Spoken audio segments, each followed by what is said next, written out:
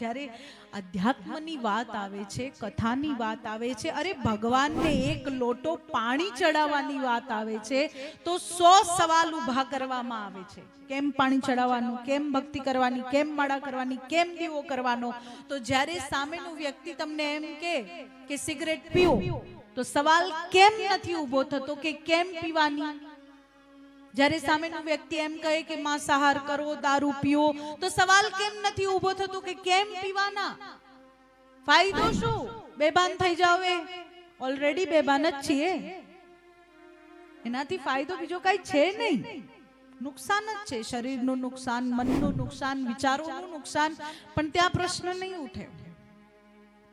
કેમ કે ત્યાં તો માતા પિતા પણ પંપાડે છે કે આ તો એનો ફ્રેન્ડ એવો છે ને એટલે. બાકી અમારો દીકરો, અમારી દીકરી એ તો આવું કરે જ નહીં. આ ખોટું પ્રોત્સાહન છે.